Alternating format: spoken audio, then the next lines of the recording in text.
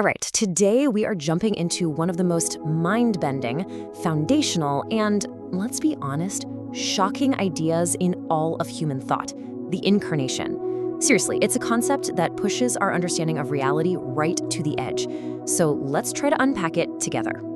Okay, so right out of the gate, we're hit with this massive question. Think about it. If God is infinite, all-powerful, existing completely outside of time and space, how could he possibly squeeze into the form of a finite, mortal human being? The two things just don't seem to fit. And let's take that a step further. It's kind of like an author trying to literally become a character in their own novel, or a painter trying to step inside their own painting. How can the very source of all reality enter that same reality as just a part of it? It really twists your brain into a knot. And this, right here, is the absolute heart of the paradox. We're not talking about someone who's half God and half man, and we're not talking about a God wearing some kind of human costume. The core idea is that one single person is, at the very same time, 100% God and 100% man. I mean, how does that even work? Well, the answer to all of these really dizzying questions isn't some complicated philosophical equation.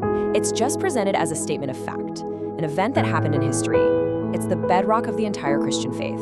And the claim is as audacious as it gets. God became man. So, after all those huge questions, what does this word, incarnation, actually mean? Let's drill down and get to the core definition. The word itself gives us a pretty big clue. Incarnation comes straight from Latin, and it literally means to take on flesh. The classic definition goes like this. The eternal Son of God took on a human nature and became truly human. But here's the absolute key part. He did it without ever stopping being truly God. And this helps us clear up some of the biggest misunderstandings right away. First, God didn't stop being God. None of his divinity was lost or set aside. Second, this wasn't some kind of disguise or an act. He wasn't just pretending to be one of us. And third, he truly became human in the person of Jesus Christ. And this is the verse that theologians always come back to. It's from the Gospel of John. The Word became flesh and dwelt among us. The real power is in that one verb, became. It doesn't say he appeared as flesh or that he wore flesh like a suit. It says he became flesh. This verse is really the biblical anchor for this whole idea. Okay, this is where we dive in to the deepest part of the pool. How can two realities that seem to completely contradict each other exist in one person? This is where things get really wild when you start looking at the scriptures. I mean, just look at the tension here.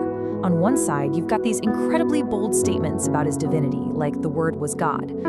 But on the other side, you see a life that is just undeniably human. He was born, he grew up and learned things, he got hungry and thirsty, he felt sorrow, and in the end, he suffered and died. The Bible just presents both of these things as equally true at the same time. So this means Jesus wasn't some kind of hybrid, like a demigod from mythology who's half and half. The doctrine is very clear. He is 100% God and 100% man. This wasn't God play acting. We're talking about two distinct natures, a divine one and a human one, united in one single person, simultaneously. All of this, of course, leads to the biggest question of all. Why? I mean, why would an infinite, all-powerful God do something so completely radical? Well, the source material gives us 4 really key reasons. So here's the basic framework for the why. First, it was to show humanity what God is actually like, in a way we could understand. Second, it was to live the kind of perfect, obedient human life that we were all meant to live, but couldn't. Third, it was to die a human death for human sin. And finally, fourth, it was to become the perfect bridge, the mediator between God and us. And this quote just drives that first point home so powerfully. Jesus himself says, "Anyone who has seen me has seen the Father." What he's basically saying is, look, if you want to know what God's character is like, what his love is like, what his heart is like, just look at me. The incarnation is what makes an infinite God knowable in a personal, tangible way. So, look, this isn't just some abstract theology from 2,000 years ago. The whole idea of the incarnation is meant to have these deep, personal implications for every single one of us, right here, right now. So let's talk about that human connection. Because God actually became human in Jesus. The thinking is that God isn't some distant, remote deity who's totally unfamiliar with our struggles. No. Through the incarnation, God got firsthand, experiential knowledge of human pain, of deep suffering, of the pull of temptation, and that feeling of weakness. He gets it because he lived it. And this is the powerful conclusion to that thought.